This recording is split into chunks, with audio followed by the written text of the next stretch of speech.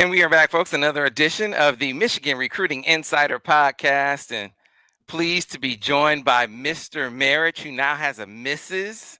next to him, which is congratulations are in order there. But before we get into this podcast, I want to remind you that if you like this podcast, be sure to rate it, be sure to review it, be sure to tell all your friends about it. Of course, if you like what we do even more, you can follow us all the time over on the MichiganInsider.com. $1 gets you in your first month. And once you become a full paying member after that, you get access to Paramount Plus as part of your subscription. And then finally, if you're watching us over on YouTube, be sure to like the channel, be sure to subscribe to the channel as well. And you'll get a notification whenever we get up another video. Me or anyone else from the Michigan Insider crew, the best in the land. One of that crew is Mr. Brice Marich. So how does it feel, Brice? About a week into being Mr. Marich and Mr. and Mrs. Marich, how does that feel? To be honest with you, it's just relaxing. You know, the process of trying to set up the wedding and catering and bartending, and there's so many things that comes to planning a wedding and the day off that you plan for months and months and months, and then the day comes and it's just so fast, you know. But I'm glad you were there. I hope you had a good time. I definitely did. Man. I definitely had a good time. So yeah, it was awesome. A great time. I wouldn't have missed it, man. I wouldn't have missed it for sure. Awesome. My allergies were acting up, though. My allergies were really bad that day. I don't know what's going on. Sure they were. I can see the emotions welling up in you, man. That was good to see too. You did well, Brice. You outkicked your coverage, as they say. If we stick with the football analogies. Well, you know, I was gonna say, you know, Sam, the people didn't see it, but I had a huddle with the groomsmen there. I wasn't sure. I had to check in with, you know, see what all the guys found. You know, they gave me the thumbs up. So I was like, all right, I guess we can do this. There you go. All right. So on the recruiting trail, you know, the recruiting, the beat keeps on going on, right?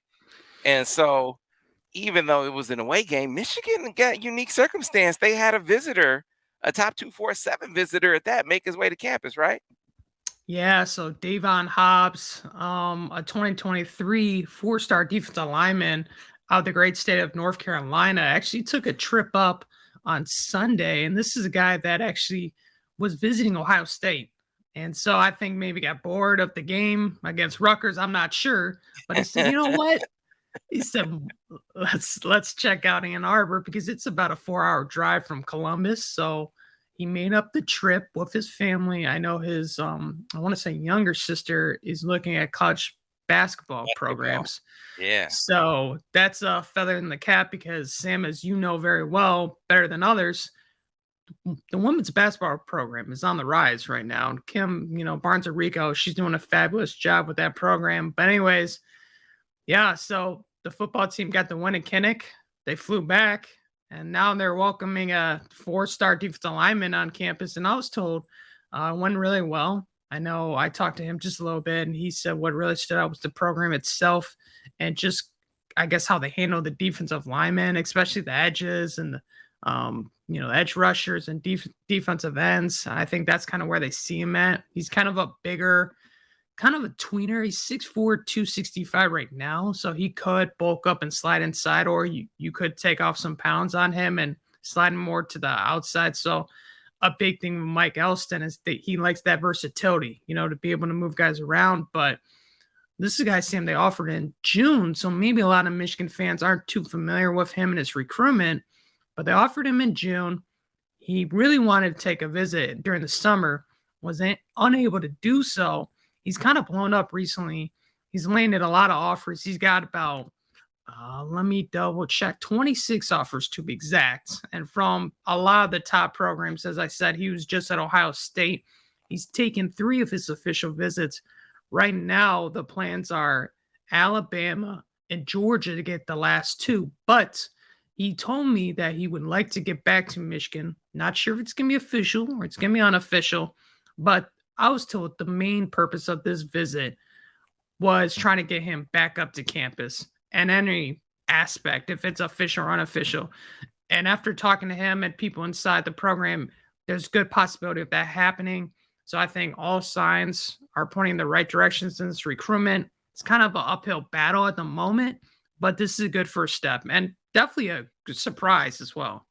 Yeah, it's hard to tell how much of a factor Michigan is now in the aftermath of that visit. If they can get him back up the for the second visit, that will tell the tale because look, his sister Ella, she's big time. As highly rated as he is on as Davon is on the football side of things, she's rated even higher. She's like top 30 in the country in the 24 class. So a big time recruit for Kim Barnes-Rico and the women's basketball program, she's been absolutely killing it on the trail every single year. She seems to do, even better, get another highly ranked player. It's fitting that she on the heels of another successful year is luring a prospect like that to campus. And they have another sister, the youngest sister is a freshman, and I believe she's big time as well. I haven't seen any rankings as far as she's concerned, but you look at the social media from the Michigan visit is Davon, is his sister Ella, and then there's another sister in there, Camry, and this is one of those things where maybe the programs can kind of work together to maybe help one another out. But on the football side of things, you got them to campus once, Brice. You know how we feel about the out of region guys. Can you get them on campus more than once? And that will sort of give you a lead into whether or not you have a real shot or not. So we'll see. It was a nice bounce, but hard to tell and hard to say how legit Michigan is in the race. It was actually kind of a split thing where dad went with the girls on the basketball side of things, and mom went with Davon. According, I was talking to Steve Wilfong about it. He said, mom went with Davon on the football side of things. So get him back up, get the whole family the football experience, and we'll see if Michigan can get some traction there, kind of like they did with Chris Peal. Staying in North Carolina. Obviously, Davon being from North Carolina, a little north of Charlotte. This is around the window that Chris Peal, Brice, is supposed to be making his decision. As you recall, he visited Michigan for the UConn game. I believe that was on the 16th. That was the date. That was the date that South Carolina wanted, right? That wound up having to be moved as a result.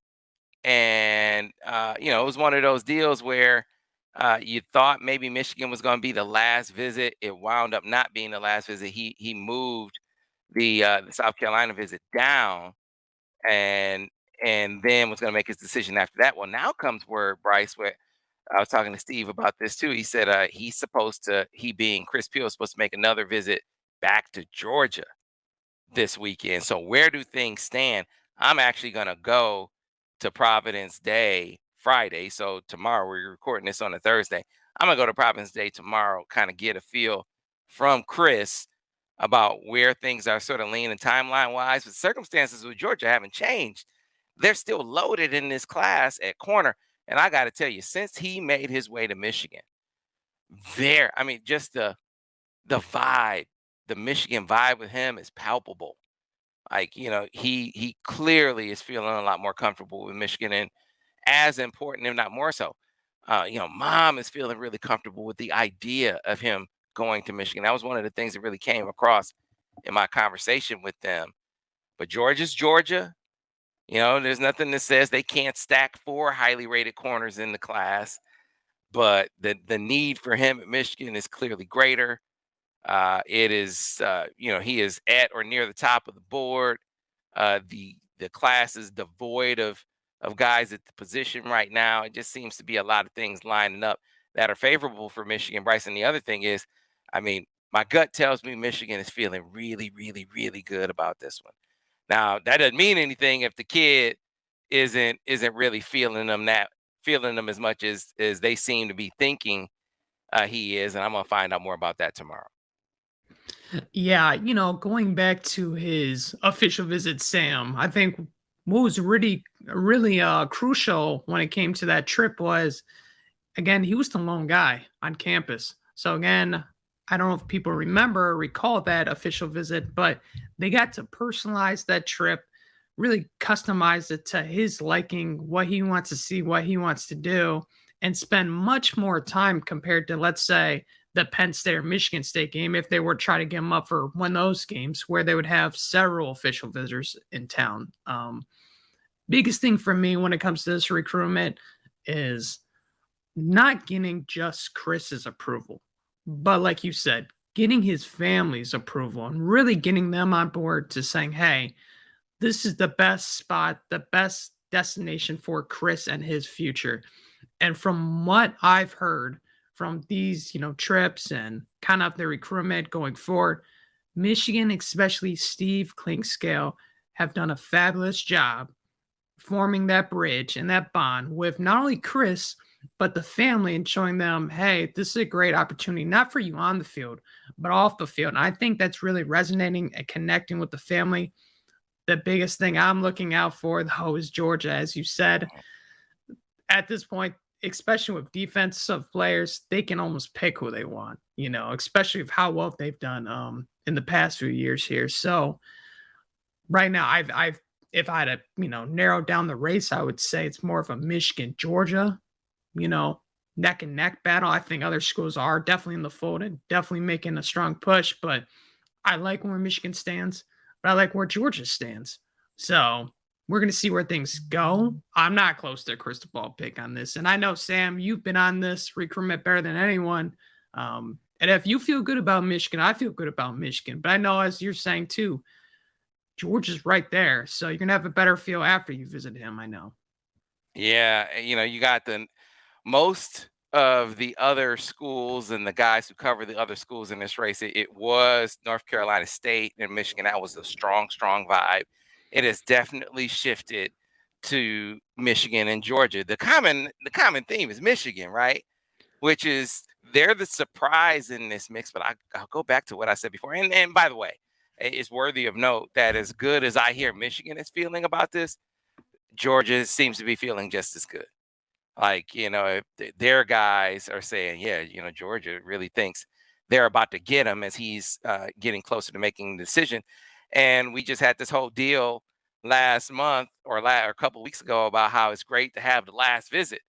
Well, in a situation like this, when a guy is close to making a decision, well, this would line up if he does indeed make this trip, that Georgia would have the last visit. But the circumstances of their class, which what I keep coming back to, haven't changed. They're still loaded at this position. I really feel like, the ground that Michigan made up relationship wise was significant, making it up twice in the span of a month. But this will tell the tale. Making it back, he took his official to Georgia back during the summer, and so this will be getting back down there to sort of reconnect and see if that's where he wants to be. And we'll talk to him ahead of time. Be sure to check us out over on the MichiganInsider.com to sort of get feedback from the game tomorrow. I'll talk to all the other guys too. I mean, Georgia really hot on the trail of Jaden Davis as well. They're recruiting the receivers. They're recruiting the other guys there at Providence State, just like Michigan. Chris is the closest one to making a decision, and most people believe it's a two-horse race between the Bulldogs and the Wolverines. But Brice, before you went on your marital or your nuptials hiatus, you put in a crystal ball for Nathan Efobi out of Georgia, and we sort of gave our take on why you did that. Why don't you give word yourself? Yeah, I didn't mean to just leave you guys hanging there, putting that crystal ball pick and just leave, but he's the guy that, I don't know if you guys recall, I was feeling good about before he even took this trip up to Ann Arbor. And so this is the guy that, again, I don't know if this is a trend, but they offered kind of late in summer, picked up steam and traction this recruitment led by Sharon Moore, who's done a great job just recruiting him and also the family as well. His mom, Nathan Efobi, has a connection to David Ojabo and his family, and they both know each other pretty well. I think when it came to this trip, it was more of, okay, he's from Georgia. We're going up to Ann Arbor, Michigan. How are we gonna like, the whole experience going to the airport and getting, the rental car and then driving to Ann Arbor? That's a different experience where you could just, again, drive close to wherever you're looking at. And from everything I heard and what he said is they absolutely loved it from start to finish. They loved the trip. And he flat out told me that Michigan at this time leads. Now, biggest bugaboo is he's planning on making a decision November or December. So there's time for other schools to kind of get visits and for him to check out. But the biggest thing and why I made that crystal ball pick is not only did he like it, and not only did he say Michigan led, but that visit was changed, Sam. That was supposed to be an official visit. And last minute, they made it an unofficial visit. So what does that mean? He's coming back. Yeah. And he's going to make an official visit. So he made that previous trip on his own dime. And if he liked the unofficial that much, can you imagine how much he's going to like his official visit? So I feel really good about him. Michigan likes him. Initially, I felt like it was more of an interior type of guy. But Sharon Moore told him, we like your versatility at 6'4", 282, where you could swing out to tackle or you could play even center, potentially. So they really like his game, a guy who's got a high, ceiling, and a guy that they feel like he can do a lot in terms of his growth and potential at the next level. And we'll see. But yeah, I just feel really good about that. And that's also a position, an area they really need to get more bodies. They got two quality guys right now of Evan Link and Amir Herring. But if you can pair him with, Nathan Efobi and knock on wood, maybe like a Spencer Fano or DJ Chester, now we're looking at this offensive line hole as very impressive. And I think it's trending in the right direction. And obviously, if you can get Efobi, you're really liking this hole. So big time guy. Well, one more before we take a break and get to our expert guest, Brice. Rodney Lora, what's the deal? What's the latest with Rodney Lora? Well, as we've kind of documented the recruiting class in this cycle. They have about, I want to say, I'm drawing a blank. That's what happens, Sam, when you get married, man. You sometimes forget things. It was a long day. But I think they got about 14 commits right now. They got plenty of room to add more guys. And it seems like they're taking a slower approach and kind of doing what they did last cycle, whereas hopefully they can flip some of these guys towards the, tail end of this, recruiting process. And maybe guys, fall through the cracks where they were committed at one point and they later on reopen, they look at other schools. That's the case with Rodney Lora. He's a 6'4", 270-pound defensive lineman from Woodbury Forest, Virginia. He's not the highest rated, prospect in the class, but he's slowly but surely seeing his stock rise after his senior season. He's he's having a really good senior season. And so he committed to Virginia back in the summer. I want to say it was around June. Recently decommitted from Virginia. And now he said to our Brian Dohn of 247 Sports that Michigan, Tennessee, and Penn State, those three schools are talking to him the most. He's planning on trying to get up to Michigan. I like where Michigan stands because when he had a top list before he committed to Virginia, Michigan was in that top list, whereas Tennessee and Penn State were nowhere to be found at that point. Now, obviously, they're making a big push for this recruitment going forward, but this is a guy, again, where Michigan liked him early on. They weren't able to land him, and that's kind of what we're talking about. You're circling back, and something, Sam, you said, just keeping the iron in the fire. Stuff happens. Guys get fired. I mean, I don't think a lot of people anticipated Paul Chryst or maybe Scott Frost, but not, I'm not certain coaches you're probably not anticipating, let alone getting fired in mid-season. So Michigan's doing a good job of keeping those lines of communication open and seeing what guys pop up throughout the season. And that this is one case and one example of that happening where Rodney Lora, he's having a great senior season. Other schools are really liking what they're saying, making that push. And Virginia's kind of struggling. He's not, I guess, a huge fan of what's going on in that program with Tony Elliott. And so he took a step back. He's looking at other schools. And Michigan's right there to where they're not just showing up at the front door. Again, like I said, on Thanksgiving, when you haven't seen them for any other holidays, they've always been there.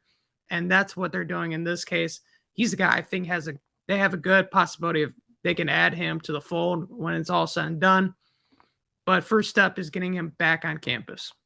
Yeah, absolutely. Well, we'll catch up on Rodney Lora and more when we catch up with Brian Dohn. So a lot still to come here on the Michigan Recruiting Insider, so stay tuned. And we are back, folks, here on the Michigan Recruiting Insider with another great guest. And always, it just feels like we're missing something if we don't have this guy as a podcast guest plugged in on the East Coast, our East Coast source.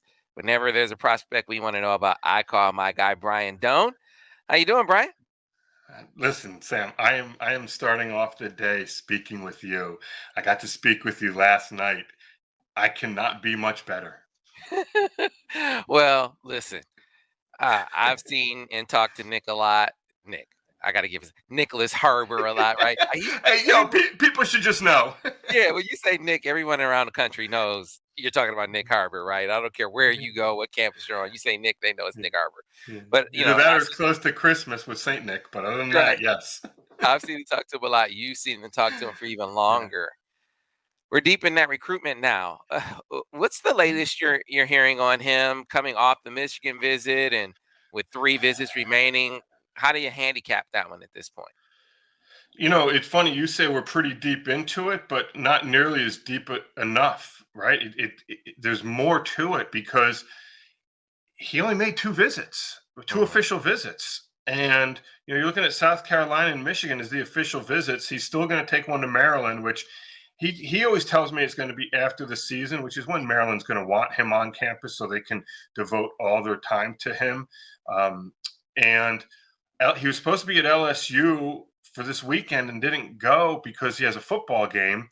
Has a bye next weekend. They're trying to figure out what to do with a visit there. SC still looms. Georgia, Miami, where he was supposed to officially visit back in June and then kind of canceled it. So there's a lot that still has to get worked out with him. And I think, we all fall in love with the speed, the athleticism, the size. And then you're like, is he a linebacker, an edge, a tight end? I mean, what is he?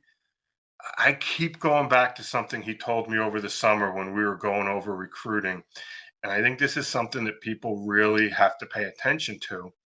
And at that time, he told me he spoke to the track coaches and the track programs more than the football ones.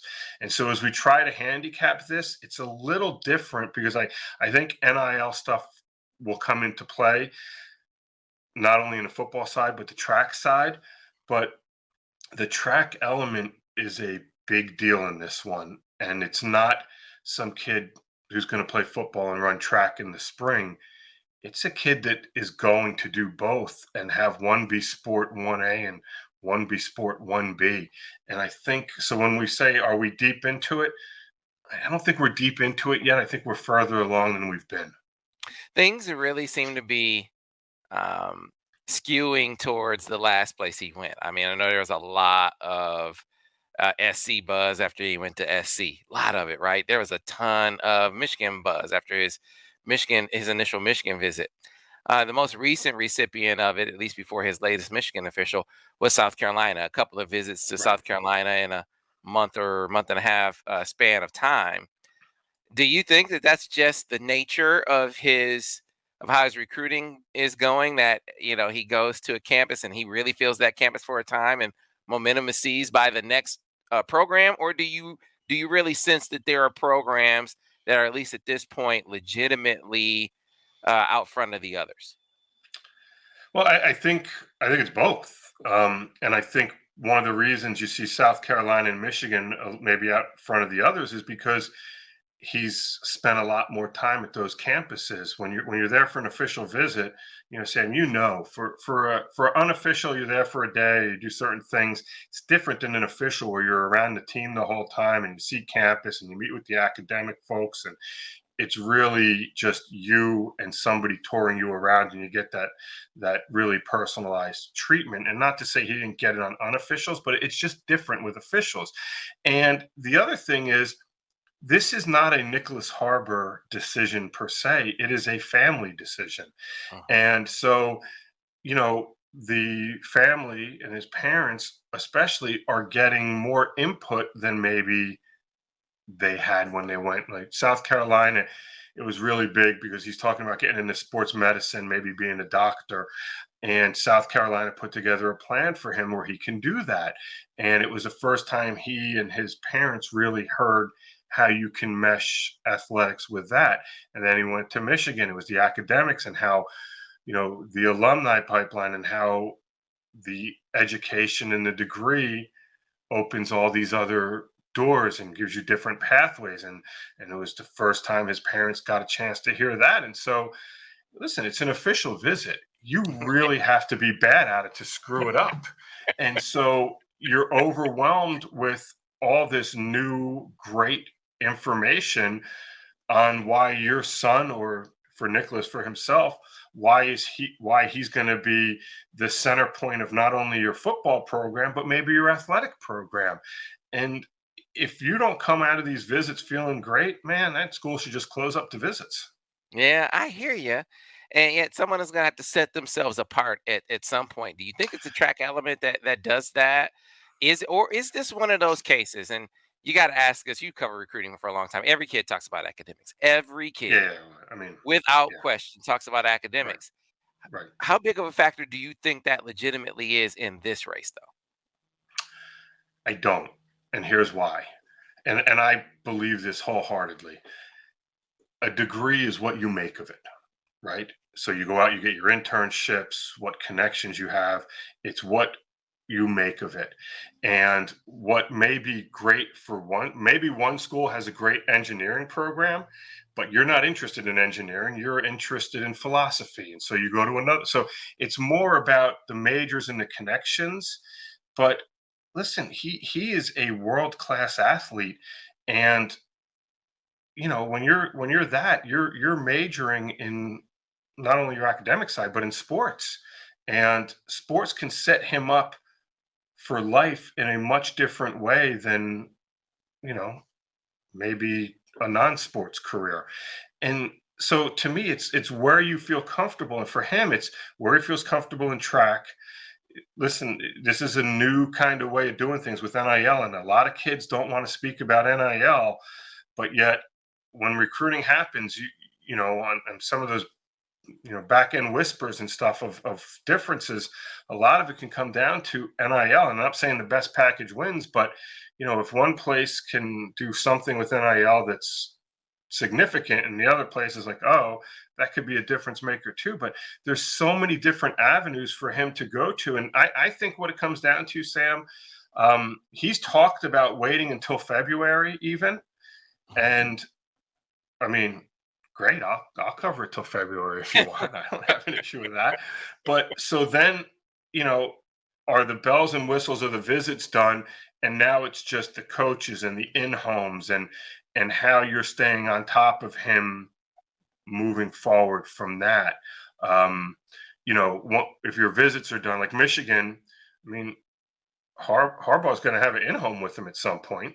Mm-hmm. So, Beamer's going to have an in-home with him at some point, as will Brian Kelly down at LSU and Cristobal at Miami and Kirby at Georgia if he's visiting there, and, Lincoln Riley with USC. And so you start looking at all that stuff, and I think that becomes a bigger thing than the visits and the initial wow of the visits.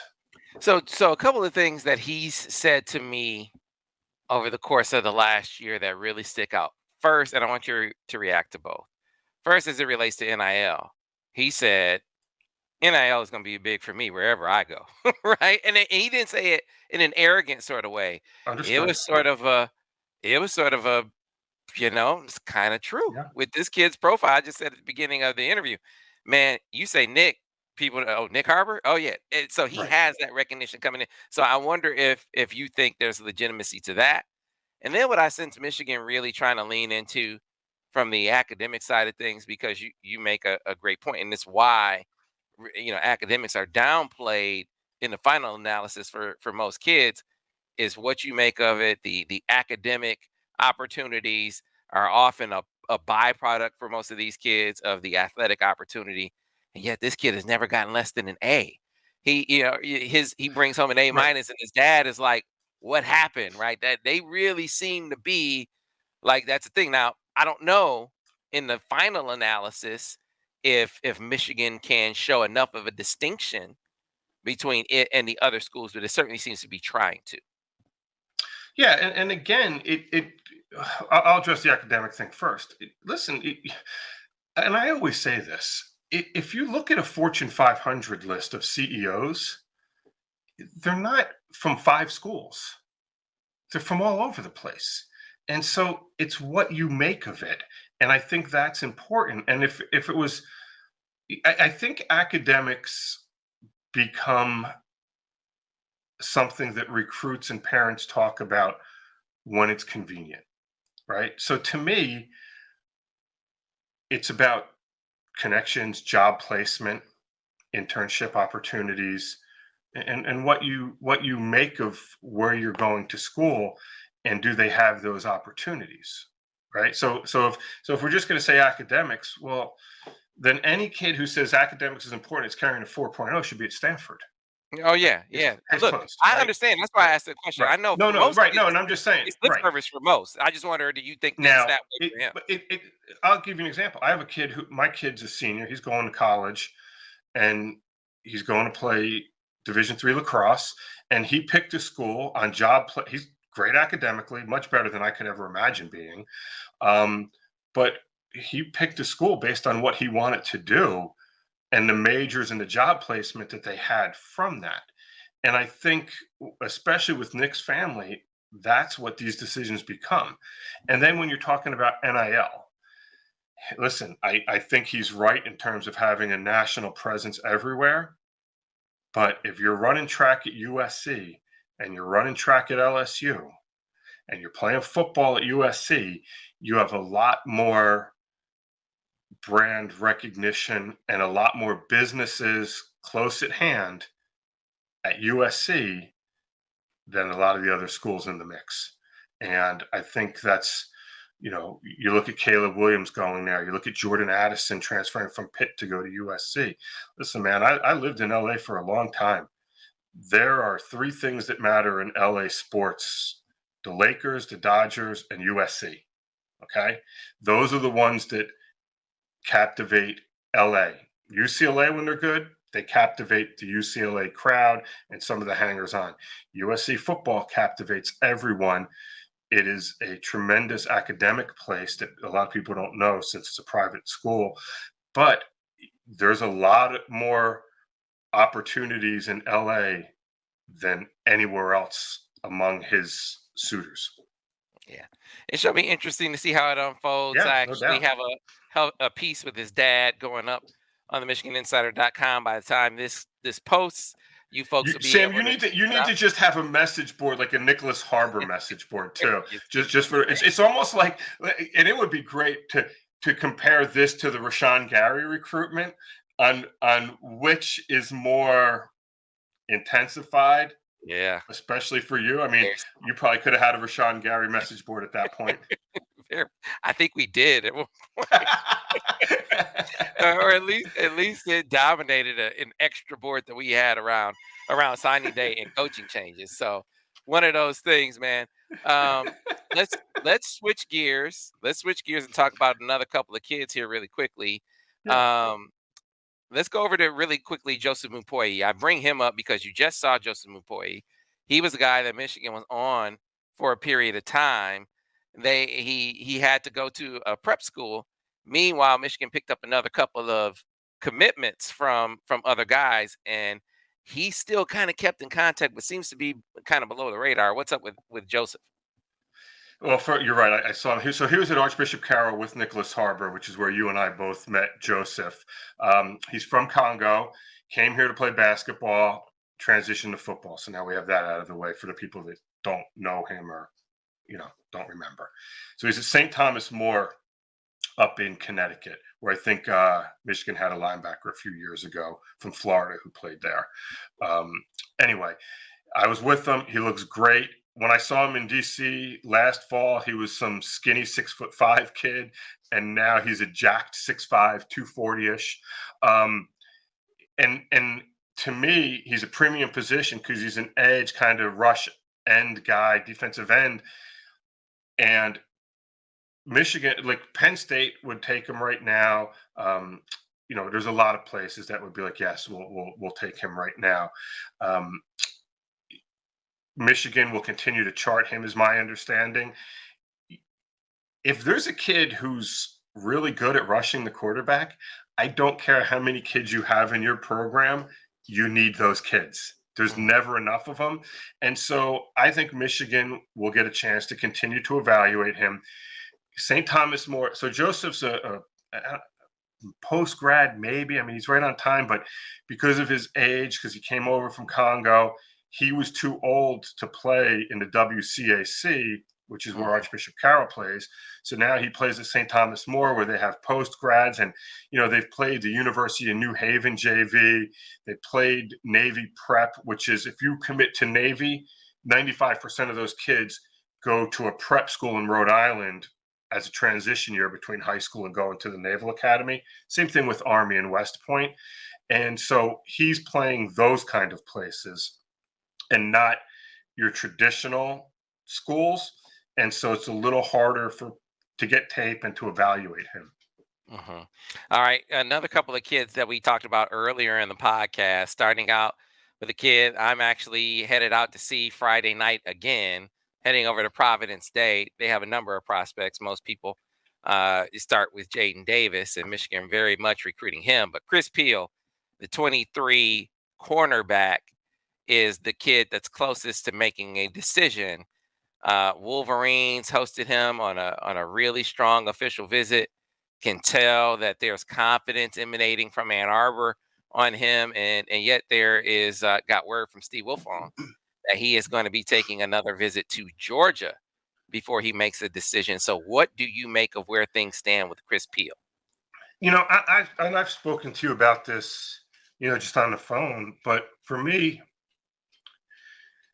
I didn't understand why Chris Peal did not commit to Georgia back in the summer. He visited in the June. Everything lined up at that point for him to be, heading to Georgia. And then he decided he wanted to make some more visits. He kind of blew up. He put up some really good track times. He's a kid that at 247 Sports, we love him. We love his length, his size, his ability to play corner, his athleticism, his speed markers. And so for Michigan to get really involved with him is a great job by the staff to continue to keep pushing and pushing. But to me, if he's going to make another visit to Georgia, it means we all know he's close to a decision, but it means he's not comfortable with what he's going to decide yet. Does he want to go see Georgia because something was missing from the first time, so we need to go back and check it out? Did Michigan do so well with him that, hey, before I commit to Michigan, I need to go check out Georgia again to make sure?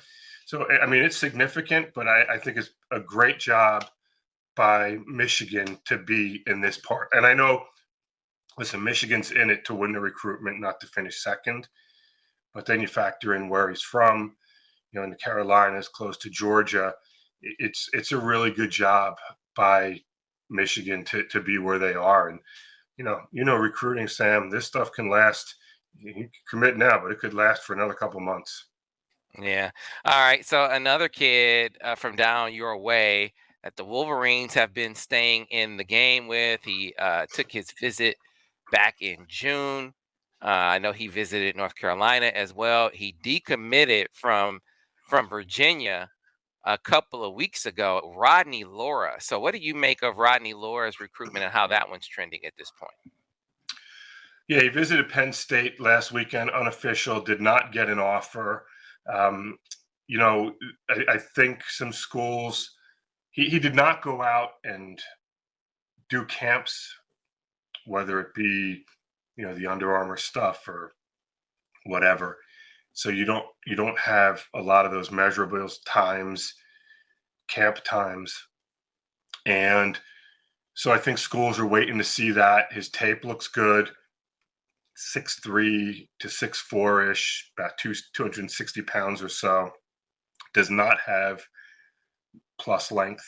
And so I think schools are really waiting to see, just, continue to evaluate him and decide whether they want to bring him on campus, go watch him play. He's putting together a good season at Woodbury Forest. So I think for me, in looking at where that recruitment stands, it's okay, you decommitted from Virginia. Who's going to push for you? Who's going to get you on campus for an official visit? Shall be interesting to see how that one unfolds. Just a couple of more, and let's just focus on a couple of commitments for Michigan in your region, starting with Evan Link. I went to see Evan when he played against Nyckoles Harbor. He had a strong day. Word is he's been having a strong season. What do you make of Evan as a prospect? Yeah, I like him. He's always been a really solid prospect for us. I think he's 88. He's a real high 3-star, which to us means that we think that he has NFL upside. It's just it has to continue to develop. You saw him against Nyckoles Harbor. He dominated Nyckoles Harbor, which is not a surprise because Nick is a big time athlete who's still learning the finer points of being a guy who rushes the quarterback, plays football, be able to get the lineman off.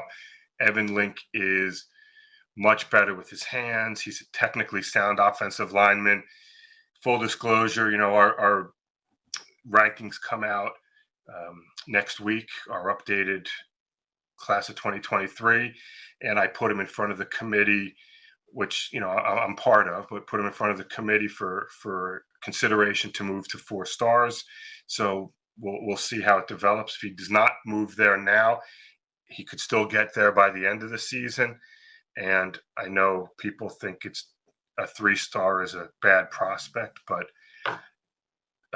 88 is still a pretty darn good player who, we think has some NFL upside. But yeah, I mean, I think the one thing with Evan Link is he's so technically sound and comfortable in who he is and knows who he is as a player and is a very relaxed player while being aggressive. And by relaxed, I mean he doesn't get stressed out when something doesn't go right within a rep or a play. And for me, I think he's having a good senior season, just like I thought he would. And for everybody that he's got to be elevated. Well, he doesn't do camps, and so you can't just sit there and kind of and say, well, I think we're going to make him 4 stars now when you have no new information. If you felt comfortable with what you did with him now, 5 months ago, well, you got to wait for new data before you can do something again. And so, I've seen some growth there. I don't think he is, an athletic freak that you see with some of the top 10 offensive linemen in every class, but he's had a really good year. And if I'm Michigan, I'm absolutely thrilled that he's coming to my school to develop him because, I mean, as I've talked to offensive linemen in the past, this past year, they developed some pretty good ones last year. Their offensive line was pretty decent last year, if I remember right, Sam. It was. It's good again this year too. What about Semaj Bridgeman? Let's go over to PA and look on the defensive side. Yeah, I mean, Semaj, I've known Semaj for a long time. He's been on the radar for a long time. 3 schools ago, I think I first saw him when he was at Bishop McDevitt, which is the one just outside of Philly, not the one a couple hours further away in Harrisburg. And he was a kid who, just needed to reshape his body, and he's done that. He was at Archbishop Wood. Now he's at Imhotep. Reshape his body. He's quicker. He can play downhill more. My biggest question with Semaj has always been and continues to be, can he get, if he's playing that inside backer role, can he get to the edge to make plays? I think he could be physical enough inside. He still has some learning to do in terms of making sure he can get off blocks and get to the right gap also and run fits. But the question I have is he an every down linebacker? Meaning when it's 3rd and 8, is he still on the field? Does he have that ability to cover the tight end if you need him to do that? Or, when you're in 3rd and 8 and you go to nickel, is he coming off? And I think that's something that now I've watched his film from I'm going to see him later in the season, and so I'll have a better idea on it. But that was always my concern going in. And I know in the recruiting process, that was the concern of a lot of schools of, is he a 2 down, a 3, I guess it would be a 3 or 4 down. But to me, on 3rd and 8, is he on the field or is he not on the field? And that, to me, that's something that remains a question. All right. Time will tell on that. And just a couple of names from the junior class. A guy that I'm really excited to try to get out and see before the end of the season, down at St. John's there in D.C., Jordan Seaton. What do you think of Jordan? You will love him. You will love him. He is a freak athlete. He is a great competitor. Listen, I watched this kid play last year with a broken hand, and they played against good counsel to where he was going against some really good rush ends, including Neo Avery, who, was one time committed to Penn State. I think now he's committed to Ole Miss or Kentucky. I'm sorry, folks. I'm old and I can't remember because it's been so long ago. I hear you. But Jordan Seaton, he moves well. He bends well. He dominated that game with a cast on his hand that looked like a club. It was just a club. And so I love him. He's athletic. And what I really like, Sam, is he knows that rankings aren't the end all be all, but he still wants to be ranked the best. So he's always driven to get better. He's a fun kid to talk to. I don't know if you've had much time to talk with him or deal with him, but you'll love him. He's fantastic just in terms of, being a real personable kid. And he's the kind of kid that can play, to me, he can play tackle for a long time in football. Yeah, he is definitely an athletic freak. I have spoken to him. A really, really engaging kid. And Michigan they have St. John's kids on the roster. They have a lot of DMV flavor on the roster, and they're trying to lean into that. Yeah, I mean, Nyckoles Harbor told me that he was with Quentin Johnson, right, when he was on his official visit. Right. So yeah, and they use that much to their advantage as well. They should. I mean, they talk about what's your connection with Nyckoles Harbor, because we love Nick. Got to talk about him. But what's your connection for a kid like Jordan when he goes? Well, hey, some DMV kids. I mean, Blake Corum's a DMV kid. Are you having success? Are you doing well there? And when those kids say, "Hey, it feels like home," or they make you feel like home, it's great. I mean, that stuff matters. Yeah, and a couple of PA kids. Again, Michigan doing some more work in PA, and PA has some really highly ranked kids on the board, starting with Quentin Martin. So I'll just rapid fire. Quentin Martin. Let's start with him. Rapid fire. Yeah, I mean, saw him over the summer, running back. He's also talking about maybe he could play slot or even play in the secondary or linebacker. I think he's a stud running back who dominates his competition, physical. I think Ohio State, Michigan, Penn State. I think those are schools that really stand out right now. And I'll just tell you this right now: the NIL will be heavily involved in that one. Gotcha. Tyseer Denmark. Stud, great route runner, catches everything. Really is coming into his own as a player. He's a receiver out of Philly, Roman Catholic. He is a kid, to me, that will be at a blue blood program. He will, NIL is important to all these kids. I don't care what they say, it is. Because I just watch it every recruitment pretty much. And so I think Michigan will have a really good chance with him as long as they continue to recruit him and get him on campus. He is not the 4.38 kid who's going to just run wild all over the place, but he is tough. I mean, he's Philly tough, and he is a very good route runner with reliable hands. And listen, I'll take that. If you're a good route runner who can get out of breaks and you catch it and they're reliable, that to me, that's what you need. All right, and last one for you. I mean, there we could go all day, but I can't keep you away. So, a kid who visited back in the spring, who has stayed in contact with Michigan, Anthony Speck out of Pittsburgh Central Catholic. So, what about Anthony? Yeah, he's an interesting kid, and again, a great kid who I saw in the summer, reshaped his body a bit, trimmed down. he's one of those kids that's like, 16 or 17 going on 35 with his maturity level. Just really down to earth kid. He will go to he knows who he is. Inside linebacker type, will fill run gaps. I think he's a Penn State, Notre Dame, Michigan kind of kid. He's already very physically mature, which I know, when we're doing evaluations, he's so far along with that he's going to be able to fit into a college program quickly. But it's not going to be like, oh, well, wait till he gets into the strength program. He's already well grounded in that stuff.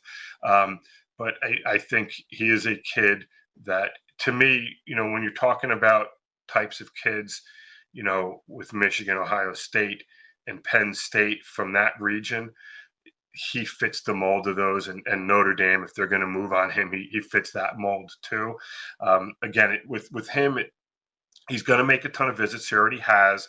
And so it's, how much does Michigan make him a priority to get him out to campus as much as possible?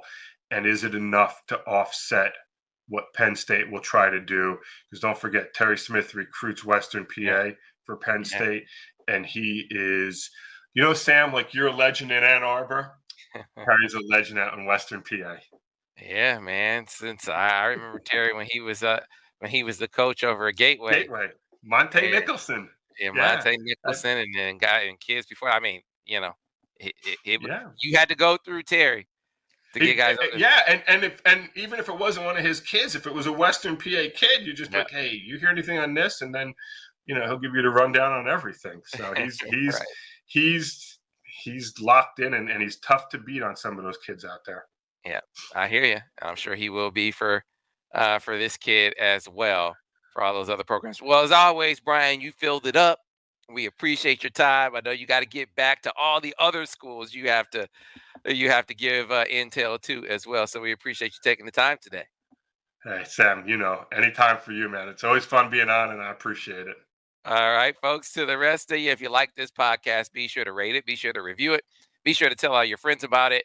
You can find it on Google, Stitcher, Spotify, iTunes, you name it. If you're watching us on YouTube, be sure to like this video. Be sure to subscribe to the channel. You'll be able to get a notification every time we put up another video. Of course, you can find everything we do over on the MichiganInsider.com. That's where you can see all the videos, all the stories, all the intel on the message board. $1 gets you in your first month. You get access not only to the Michigan site on 247 Sports, all of the 247 Sports Network sites. And of course, once you become hooked and become a full paying member, you'll also get access to Paramount Plus in addition to your subscription to 247 Sports. Great bang for your buck, so you cannot beat it. Of course, folks, be sure to tune in for the next edition of the Michigan Recruiting Insider.